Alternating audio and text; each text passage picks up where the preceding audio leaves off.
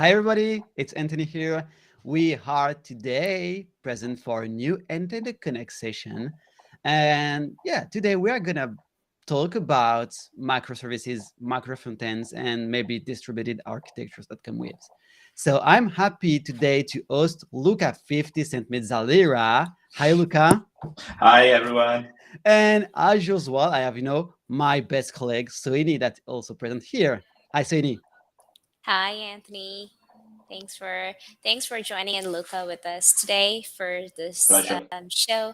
Yep. And before we go ahead with the topic, I would like to do a little uh, description of Luca. So Luca has been associated with the industry since 2004, and he has lent most of his experience in the solutions architecture field, and he's gained accolades for revolutionizing the scalability of front-end architectures with micro-frontends, from increasing the efficiency of workflows to delivering quality in products.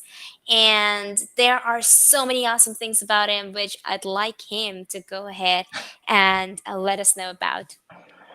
Hi, everyone, and thank you for having me, Anthony and Sohini. About me. So, in a nutshell, I'm a community guy. I love working with community. I love sharing what I've learned in the last almost 20 years that I'm in this industry.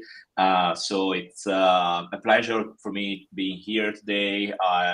As you probably know, I wrote a couple of books. I did hundreds of talks worldwide, and I run a couple of communities, and it's something that I always love because I'm a self-taught, and therefore I learn a lot from the community, and I want to pay back my forever debt with the community. So that's why I'm trying to do all these kind of things outside my working hours.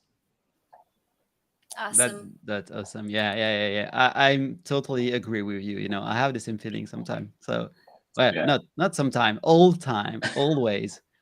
So, we And, community deserve and a lot of help, and help, because they help right. us a lot. Yeah. And I would really recommend his book on front-end reactive architectures and building macro front-ends, because those are really cool books. So you must go give them a read. They've got a lot of information on it. If you're interested into front-end and macro front-ends, then definitely a good read. Thank you. Yeah. Yep. Perfect. So we will spend a little bit of time together to talk about, as I said, macro architectures. So, but I have some question for you, Luca, and I hope you can, share with us your opinion about that. And especially the first one that comes in my mind is, yeah, we saw in the last decade the rise of micro architectures. Let's say starting by microservices, then with micro frontends, and we saw that companies are moving to a more modular architecture. What is your opinion about that? What do you think about why companies are moving to this kind of architectures? Yeah, I agree with you. There is a movement towards distributed systems in general. You mentioned microservices for backend, Mm. micro-frontends for the front end, but also data mesh. And more in general, I think the key architecture characteristics for the 20s is definitely modularity. It's mainly because we realize that companies need agility and they want to drift towards a direction or another one without being caged by the software that they're developing. And software, to be honest, is everywhere nowadays. I think during pandemic, we realized how important it is having the possibility to order our grocery directly online, or I don't know, having a doctor or a GP available online for understanding what's going on with our health. So I believe that we really realized that, and also the pandemic showed us that we need to be quick because some unexpected and external factor could affect our day-to-day and therefore also our lifestyle. This for me was quite clear since the beginning, but now I think it's clear for many others. We need to be fast in react on this kind of situation, sometimes being strategic, sometimes taking tactical decisions, but in general, we have to do that.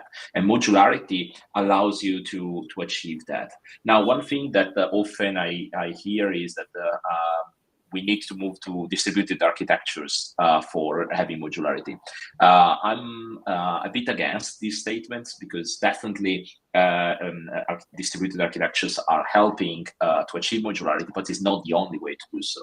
For decades, we work with modular design patterns that will allow us to have modularity inside our code that is still valid.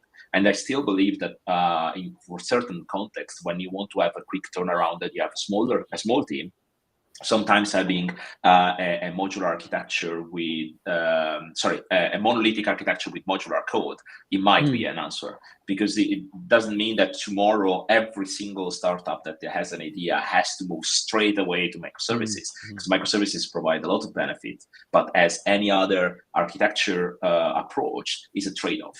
Provides a lot of benefit around modularity and everything is independent, but requires also a lot of discipline and effort to maintain certain tools, revise certain things. So the effort, usually what I say with distributed architecture, is not in developing the business logic of a portion of the system, but is everything else. How you can keep in sync the company, how you create a structure that can, organization structure that allows the company to strive inside this architecture.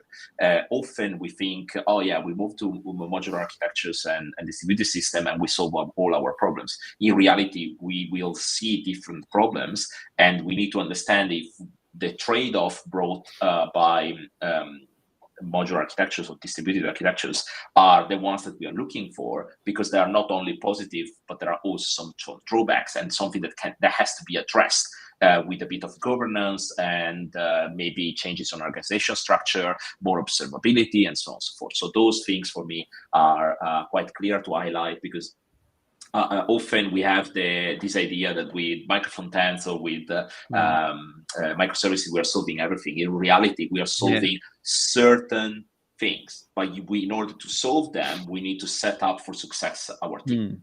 And that is, for me, a mandatory mindset that we need to have when we embrace distributed architectures. Yeah, that's funny. Yeah, that's funny, because it's reminding me that I remember some managers, I work with, that was saying, no, we need to do everything with microservices. Like, it's like, a magic trick with which you can solve any issues. And finally, I think a lot of company decide to move back to monolithic application because they were a good solution either.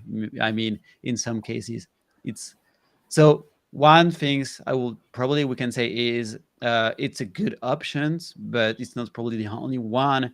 And if you don't want to fall down, you need probably to take care all of the consideration moving to distributed architectures. Yeah. Right. So one things, yeah. Just one things I from your answer that was very interesting is maybe the modularity is not only at the architectural level. So also it should be at the code level. So we have different levels of modularity we should take care, and probably sometimes being modular in our code is the first step for being modular at the a more top level that will be the architecture. That's exactly my suggestion. So usually, and that's why I'm saying monolithic architecture are still valid, because if you think about that, if you use encapsulation and you use the right design pattern for isolating the different domains inside the code base, then carving out a portion of the application from a monolithic architecture is doable without too many developers and too much time spent on doing so. But you need to have a certain discipline when you operate at the code level, because everyone has to be aware and you need to coordinate the entire team. When you move towards distributed architecture instead, you tend to have teams that are independent. I say tend because often it's not a science how you slice up your monolithic architecture. Therefore, you need to try and see if everything is working, and then analyze constantly if the teams are really independent, or they have too many external dependencies. And then based on what you are seeing, take some actions, because as a business is evolving, also the architecture and the code, as well as the technology teams, have to evolve alongside the business. Therefore, certain times you will see that the business has a specific domain that they think is core, but in reality, someone else, maybe a competitor, solve this problem in a better way, and they maybe create a SaaS service that you just plug and play inside your architecture, and off you go. So then you need to have the courage inside an organization to say, probably this part is not useful anymore to invest all these amount of people and time on building our own. Probably taking an off-the-shelf solution would allow us to focus more resources on what really matters for our system. And therefore, we need really to use modularity in a way that allow us to have those kind of decisions. And that's why I'm saying has to be end-to-end. It cannot be only on the code level. It has to be everywhere. So it's a mindset that has to change, because we have to be courage enough to use mechanisms for understanding if what we are building generate value for our customers. I think if we put our customers as centric in our strategy, then it became easier to reason, okay, so maybe I don't have to create from scratch a payment gateway. Maybe using PayPal and I don't know, Stripe would be more than enough than creating from scratch a payment gateway, because a payment gateway you can build, but it's a huge effort in resources and facilities and so on and so forth. So it's not an easy task. But maybe you can use something that is already there, because your business is not creating an API, payment gateway, but is maybe, I don't know, creating a subscription service that is delivering videos. So in that case, maybe it would be more than enough that you use a SaaS provider. And again, modularity, as you can see, is the architecture. It could be at the code, it could be in the mindset and at the business level.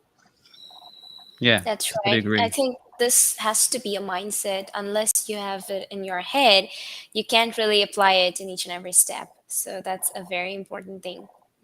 Yeah. Well, having said that, so I guess you agree that splitting applications into smaller ones makes it easier, makes it simple. But I guess there are a lot of requirements that we need to follow. So, what do you think developer teams should review first before deciding to build distributed architectures?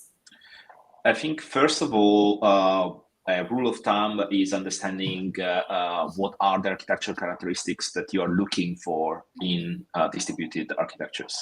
And secondly is understanding how large is the team, because you require an investment for the company for supporting certain decisions. For instance, if you have tens of teams that are working in the same application and in different domains of the application, obviously you probably need another team that is supporting the team working on the features for taking care about the developer experience, all the tools that they need, a bit of creating some guardrails around the architecture process that they are taking, design patterns, observability, because otherwise it's a Wild West. You have tons of different applications that they don't melt very well together.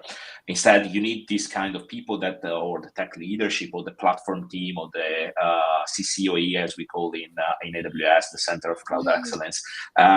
So you need this kind of teams that are looking at the problem holistically and trying to create guardrails for developers to strive inside those guardrails.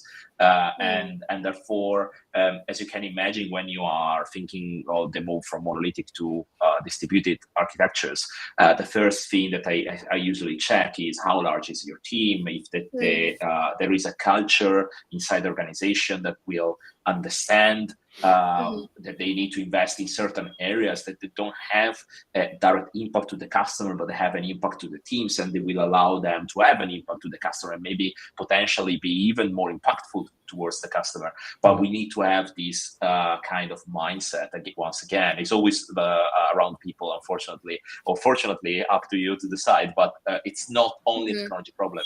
And one thing that I stress in every single talk in my books and everything, people is a constant that you need to take into account. The moment that you forget about that, you take a pattern and architecture and apply inside your company blindly without thinking about your context, you might succeed or not. But don't blame the architecture or the technology choice that you're taking. Blame the fact that maybe you didn't understand properly properly the context, and the context Right. often is the one that allows you to strive during difficulties that are always there for achieving your result or not. Yeah, Agreed. yeah. That's interesting. So sometimes we are forgetting that uh, the tool is important, but the people that are using the tool or they are using the tool is probably more important, Yeah. because it's probably the key to succeed or not. Well, I think we now have a better understanding of the pro and cons of distributed architecture. So we probably don't explain everything, but well, these first exchanges are interesting about having a good overview. And it's also interesting to understand why we need to move to them. Why, what could be the most important things we can gain by moving to this kind of architecture. So my next question will be: let's say I'm a developer team, a dev team. Well, let's say a dev team because not included. Maybe we can add more than developers in this uh, thinking. But uh, if I am if I manage a monolithic application and I want to move, well, I want to make it more modular. I want to split it or start splitting it. What should I need to understand? What should I need to do first? What I mean for you, what will be the first step if I'm managing monolithics and move to a more modular architecture? Usually, my suggestion is looking into domain-driven design. Mm, I'm a big fan of DDD, mainly because I have seen it in practice and it helps a lot reducing the cognitive load for the teams. mm, So usually my approach is first, let's try to understand how, let's say, what are the domains that compose a specific mm, application and how they are reflected into the organization. That's the first part that I usually look at. Then I look if I'm building my frontends, I look how the users are interacting with our application, because that can reveal also some good insights if the way how we structure the organization is correct or not. Then when I have that done, I start to divide in coarse-grained domain, the application. And then I start to understand how I would share those domains across the teams and see if the domain is too big and has to be splitted or not. Because sometimes if you start very coarse grain, it's easier than to split them up in fine grain domains. The other way around is not true. The other way around is very complex, because maybe you have two teams that have developed very fine grain microservices, microfrontends, and then at some point you realize, oh, it's not right, because we always deployed these microservices, microfrontends together, and therefore there is design time coupling between the two elements. So you start to merge them in one unique entity, and that might be a crash, because you maybe have a team that work in a microservice with certain technologies, another team working on another technology. You risk that you need to rewrite the entire microservice. So my usual suggestion is don't go immediately to fine grain. Start be more coarse grain and try to map those domains towards the organization, see how it works, see if you need to be more fine grained, because it's very complex. Think another a good rule of thumb is when you see the team, and I saw that because sometimes I design certain things that maybe were too coarse, and therefore we need to be more fine grained. And at the beginning, we had a team that built the solution and said, Luca, listen, I think we are struggling here a bit, because when we are in live support, there is too much to squeeze in our head, and it's very difficult to handle all of this. And I say, okay, fine. That is a clear symptom that you have too much on your plate. So we really need to rethink how to design this system. So we split up So we split the team, we hired a bunch of other people, and then we had two new domain, more fine-grained, that are focused to different areas of the application, always keeping in mind that the user or the customer shouldn't be impacted by our decisions. That is another key thing. So often, we think, oh yeah, we can use distributed architecture, so we can use them as a playground for our own technology choices and whatever. The reality is we are not writing code for us. We are writing code for your users. So every byte matters. Every line of code matters. So we really need to start thinking that, yes, it's nice that you can test and deploy faster and try new things in production. That's great. It's a great perk that you have with distributed architecture, but at the same time, you cannot, let's say, try things that have a direct impact a negative impact to the customer because you just want to try a new library or whatever it is. You really need to be conscious as a team that your decision might affect the final outcome for customer. I'm smiling because everything things you said, it reminded me, some things I face off during my developer life in some teams.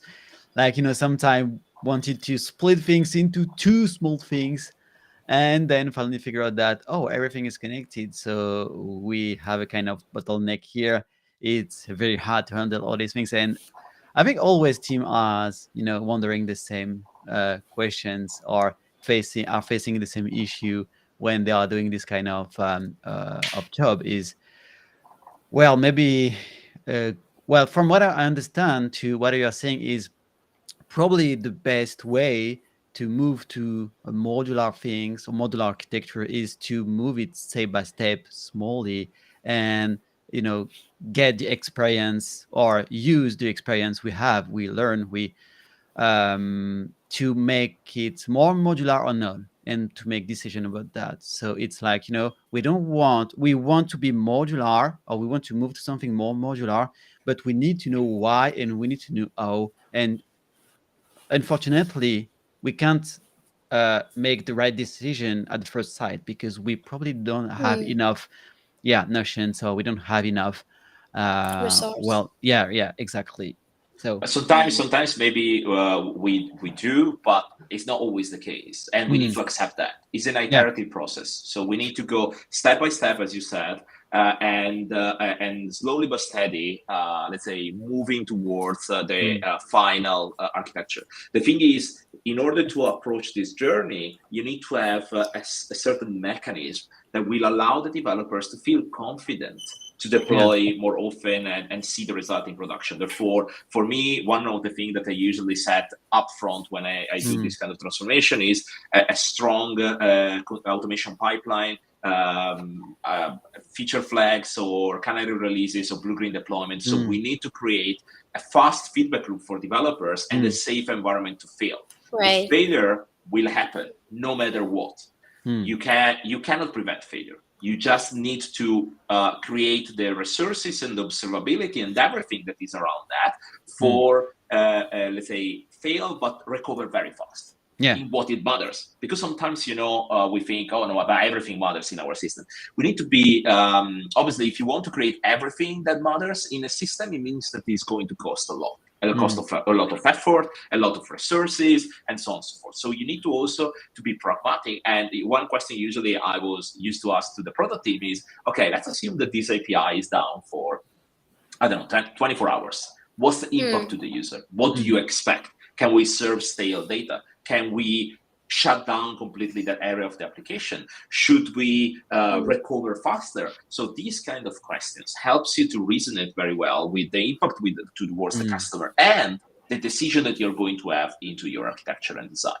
And those kind of questions has to come often. And when there is a new feature, start to iterate on those questions to understand what are the service level agreement or the SLAs. Because those, when you nail that, you know how to design the architecture. If you don't know that, you are just, let's say, thinking that one API should be fully consistent, constantly 100% available. But in reality, do you really need that? Sometimes no. Mm. And sometimes also the answer from that you gave from the product team has to be challenged, because yes, there are certain things that eventual consistency make, for instance, very, especially in distributed system, makes the life of developers easier.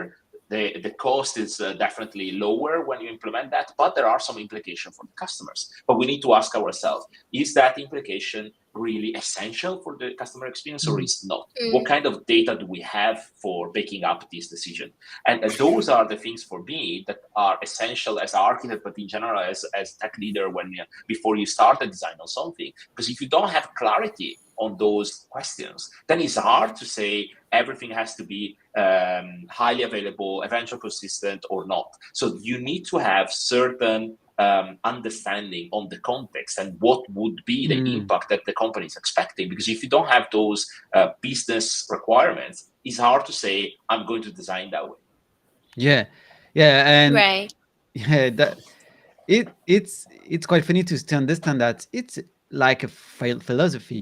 It's you need to have this kind of philosophy, and being business driven is also meaning that we need developers to have the business knowledges or to understand the context. So, well, I have a question that there's something that is coming in my mind that, well, to be honest, I didn't plan to ask you that, but because you mentioned the DDD, so domain driven design, I'm wondering if you think it's worth it to invest into learning and practicing DDD or even, let's say, hexagonal architecture when we are coding nowadays. For me, for instance, hexagonal architecture is a fantastic way for modularize your code. Mm, Okay, so if you are starting with, for instance, a monolithic architecture, mm, you can apply hexagonal architecture in a really nice way, because basically is creating some boundaries between the environment where your business logic is running and the business logic Mm-hmm. itself. Last year, for instance, I wrote an article in the AWS blog around applying hexagonal architecture into a Lambda function, so a small mm, unit of code. And then you can think, is it worth it? In my opinion, yes, it's worth it mm, when you have a product that you need to iterate along. So obviously, if you have a project that's very tiny and you need to throw away because it's related to an event after 1 month, fine, don't do that. Don't structure your code in a way that obviously will require more effort and time for building, knowing that you are not going to support for the next 6 years. But if you have a project that you need to maintain in long term, design pattern like hexagonal architecture or other architecture will help you to achieve that. So for me, the investment around domain-driven design for distributed systems is fundamental. mm, I learned so much from that community and mm, the way how they are approaching the problems, and the fact that they were the first that were really talking about this dichotomy between organization structure, business domain, and if you want architecture. For me, that was the essential thing, and that changed completely the perspective on how I approach mm, my design in general. And there are nowadays a lot of interesting books. One, for instance, that I warmly recommend is Learning Domain-Driven Design from O'Reilly. And that book, let's say, is covering. If you are not familiar with domain-driven design, is in a nutshell is covering very well end-to-end all the design patterns, the approach that you need to have. It's very pragmatic. I read also, obviously, the blue and the red book, as they call in the domain design community, that are quite old, from Eric Evans and from Vernon, and both of them are extremely insightful. But I would say if you want to have in a nutshell what domain-driven design is, and you want to have a pragmatic approach, I think Learning Domain-Driven Design is a very interesting book. yeah, Awesome. yeah. I'm very happy to hear that because it Lots of was. resources. Yeah. Yeah, and yeah, it was something I was wondering so many times. Like, I heard about the external architectures for several years right now, and I was thinking, is this something we need to do, or is this something specific? I mean, regarding some use cases, or well, it depends. I was not sure about that. It's I when I learned that for the first time, I was thinking, whoa, it seems to be quite complex. But finally, with my understanding now, with composable apps, composable architectures, even distributed architecture, and everything else, I can easily understand all the benefits. And the funny thing is, we recently made some lives about Gypster Lite. I don't know if do you know what Gypster is? If you Yeah. don't know, it's a generator. The first version of Gypster is not absolutely not about hexagonal architecture, but a new version, yeah, let's say a different version have been made that follow all these guidelines. So all the generator is made using hexagonal architectures, and all the generated application are following the hexagonal architecture. And well, I would say that everything I learned from that was very interesting in a way that, oh, we are totally business driven, and we should not need to forget that. And this is something we said all time here. So in I, and let's say we talk about Fusion Team, we talk about well components that should be driven by the business and so on. And finally, sometimes we probably forget that we should also apply it directly at the, Mhm. let's say, at the lowest level. That is basically the code. Yeah. Right, right. Well, I guess you shared many resources with us, and that was very useful. But I have a question that's related more to the cloud trend. So I just want to know, how does building cloud native applications help teams to implement a micro front-end architecture? Oh, interesting. So let's say in micro frontends, you have two main ways to build an application. Could be client-side rendering Mm-hmm. or server-side rendering. Those are the two options usually. Mm. In the client-side rendering for cloud, I think is easy. The distribution of the Mm-hmm. application, slightly less known the deployment. So for instance, for the distribution is easy. So you have static files. So you have the holy trinity of front-end development. So JavaScript, HTML, and CSS. And then Mm-hmm. usually are static files, so you can store easily in the case of AWS in object storage like S3, and then you have a CDN that can serve that content. And off you go, you have your infrastructure ready for serving microfrontends. The challenge, though, is how the microfrontends are flowing into the object storage. That is the funny part. And how they are going to be deployed in a way to de-risk the new version for the customers. So in my previous company, for instance, we created the canary release approach that was at the edge. We were using AWS, and we were using Lambda at the edge. That is a compute layer that is close to the point of presence that CDN is, and that basically allowed us to deploy a new microfrontend and say, okay, so this version is available only for this country and for this browser. And through observability, we were looking if we were generating errors. If not, we will start to use more traffic, and off you go, you have your solution. In the case of server-side rendering, is different though, because that obviously require compute on the cloud. So in that case, with cloud native approach, potentially using serverless or containers, you can easily, let's say, design your application. The challenge, though, is around how you compose those different microfrontends on the cloud, because in reality it's easy to create a portion. So when you analyze and how to split up all your microfrontends in different teams, then you need to have a layer that is stitching everything together. So that layer usually is what I call the UI composer. It could be called in other ways, but in reality, what it does is fetching different portion of the application and putting them together in order to have a final result for the user. So then it can be cached at the CDN level. It can be cached at the in-memory using, I don't know, stuff like Redis, or Varnish, for instance. That's up to you what you want to use. But in general, that part is complicated because it has to handle all the load. And if you don't cache properly that part in enterprise application, it might be a challenge, especially if you are B2C more than B2B. overall, I would say nowadays we have tools, especially cloud native constructs, that allows us to be faster on building this kind of solution. But still, we need to understand the traffic pattern. We need to understand how everything glues together. And there are interesting implementation, to be honest, on that side. For instance, Zalando, that is a fashion e-commerce, back in the days created a tool that basically a framework and a bunch of tools that are open source that allows us to stitch together HTML fragments. And then was HTML on the wire. So basically, we're communicating between frontends and stitching together HTML components. Same for Open Table, created open component that is an open source framework for doing so.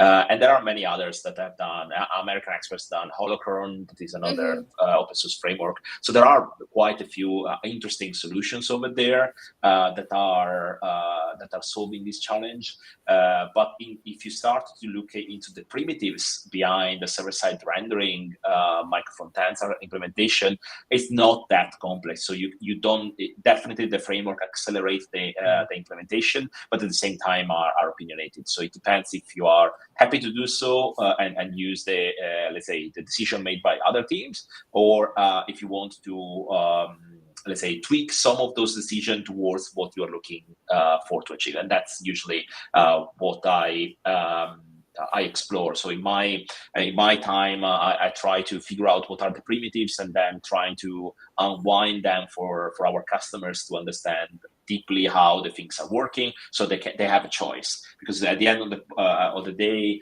you don't want to be in a situation where you pick one thing and then you realize it doesn't work. If you understand what there is behind every construct, then it became easier because you have a bit of knowledge to say, yeah, this is the right one because it's covering all those primitives, or this one is not the one that I fit for my solution because it has this particular part that doesn't work well for our team. Okay, Yeah. got it. Yeah, perfect. A lot of things about micro frontends. Interesting. Say, and by the way, we at Nintendo, we are supporting the evolution of composable applications that include the creations where we can create components, especially microservices and micro frontends. We can create them into a hub, and then we use them in an application composition platform to compose applications. And all these things we are doing it into on Kubernetes, excuse me.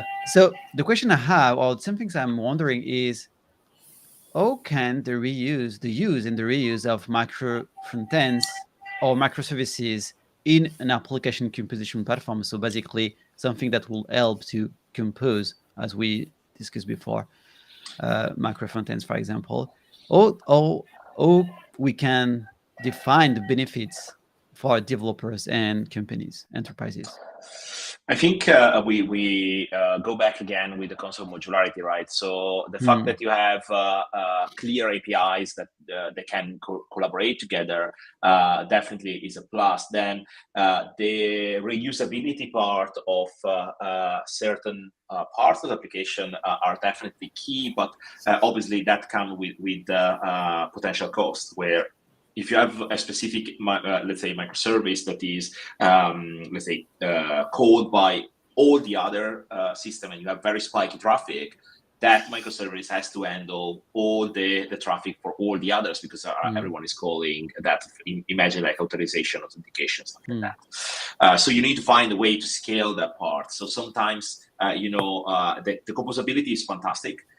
But then require to revise certain decisions that maybe you did upfront because one particular area of the application became extremely popular and maybe key for many others. And therefore, you need to revise the way how you build it and the way how you manage this kind of solution. I think the modularity that are provided by distributed architectures is definitely an interesting one for being and the composability of what we discuss around composable architecture is a key requirement nowadays. But at the same time, we need to pay attention that it's not always as easy as I take one Lego brick and I put it into another one, because they need to fit together.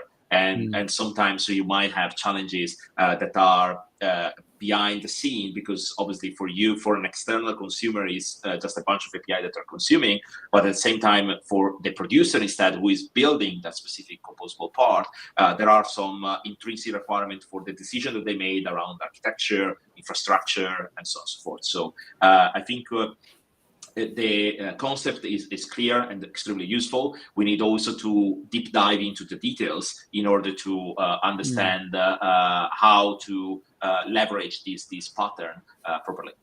Yeah, as much as Mm, possible. yeah, very important thing it is. Mhm. So, uh, well, like, do you have any advice for our viewers that would help them in governance and control over their microfrontends to monitor and track them? For microfrontends specifically, so for microfrontends, I would say the governance part is often overlooked, and therefore we need to be mindful to understand how things are working. Often is overlooked for the reason that it's still a new approach, so we are not used, especially in the front end, to deal with distributed systems. So my recommendation is start small and iterate when you see pain points during the journey. Mm, And the other thing is, usually the usual suspect are having a design system that is available for all the microfrontends and up to date. So one hint that I provide usually is using fitness functions that are very well described in the book Evolutionary mhm, Architecture, and basically allows you to make sure that your architecture characteristics are represented in distributed system during your automation pipeline. So what you could do potentially with the design system in microfrontends is, if you want mhm, to enforce that every microfrontend is using the latest version, is having a representation of all the latest version of shared libraries, including the design system. And then when you are building a microfrontend, inspecting the packages and check that effectively that design system or that shared library is at the a satisfying version. Sometimes maybe it's okay that certain libraries are not mhm, to the latest version, but maybe the latest measure is more than enough, but sometimes it's not. And therefore you need to take certain decisions based on those information. But automation distributed systems for me are key, and investing on that is as important as creating a new feature. So in order to, let's say, accelerate the Mm. development and the process, you need to have visibility and automate as much as you can. So those usually are the suggestions I gave.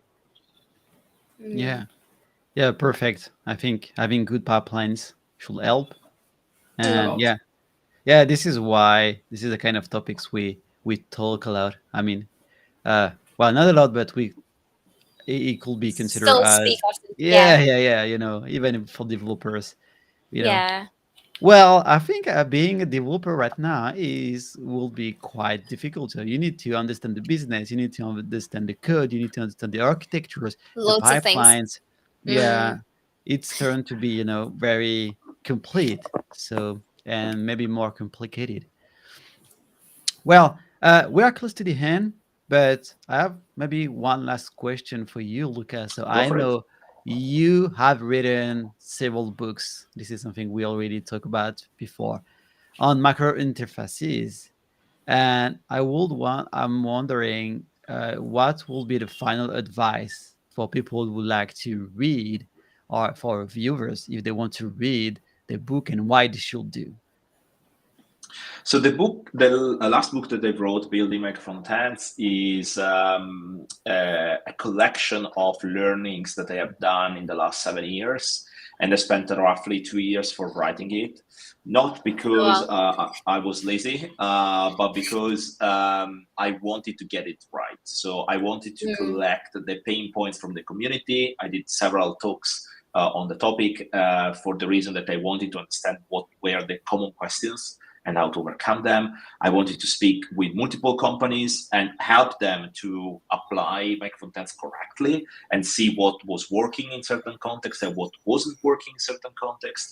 Because in 2016, when I started, there weren't many information around the topic. So what you are mhm, going to find in that book is way less code, but a lot of wisdom on how to properly design distributed system on the front end.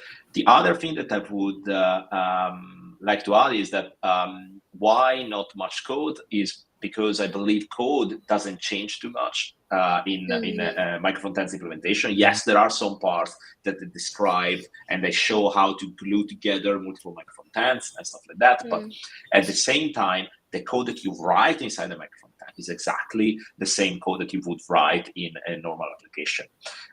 The interesting part, though, is understanding everything else, because if you understand that part, you will leverage the characteristics of distributed system on the front end better, more than knowing and learning and storing in your head the 10 lines of code that you need for gluing together multiple microfrontends. That is the way how I structure the book.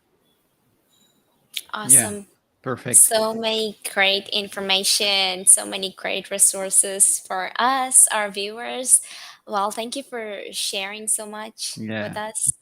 You're Yeah, welcome. maybe I would like to conclude by a kind of summary from what I learned today is I would say that from what you said, modular architecture can provide a lot of benefits, but you need to do it well. You need to, well, need it also. So it's a question, maybe the first question we should ask is in such way I can leverage this kind of architectures.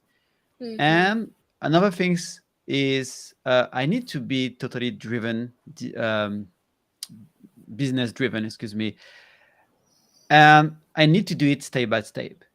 Yeah, So that means can't I can't be sure what will be the final result, but I need to accept that it will be something that will be designed, with several steps. So from what I learned from my failing, from my business understanding, and maybe also from my user uh, usages, or let's say habits, Experience.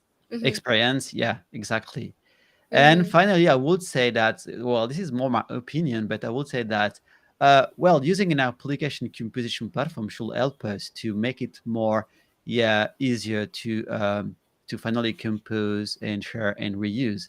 But an interesting things I learned is maybe also you need to not only see it as a tool, but also has a mindset you need to apply in all your different areas that could be, as we talk about the code, if we are using DDD or hexagonal architecture, but also in the business mindset, like maybe I need to switch a feature to another one or a solution to another one because it will be more profitable for me and for my company. So a lot of things. And yeah, one more thing is also there is a lot of practices I can use to learn and make in practice this composability. So, for example, API first design or domain driven design, as we said, and all these things. So, well, it's a different way to think about making applications. That's sure. totally. Yeah, And it's a journey for everyone. It was for me, it would Yeah. be yeah, for everyone else. So don't be afraid And for the there's mountain of information that there is out mhm. there. It yeah. just takes time and discipline in order to go ahead step by step, one step per day. And at the end of, let's say, 18 years Mm. like me, you probably don't become bald with gray hair, but hopefully you will have the same knowledge or more, even better. Yeah, Great. finally, it's well, my feeling is all these things are finally obvious. Uh, coding application for the business is finally something we should all know, and sometimes probably we lost that because we are too technical focused, too Mm, technically focused. So what you say is we should not be afraid of that because it's probably the natural way to, yeah, compose applications. Yeah. And mm, if you want to, yeah, by the way, if you want to learn more about that, you can follow our channel on YouTube, and all these things are the topics that we are covering and we will cover in The next let's few say, weeks. yeah, in next few weeks in the close future.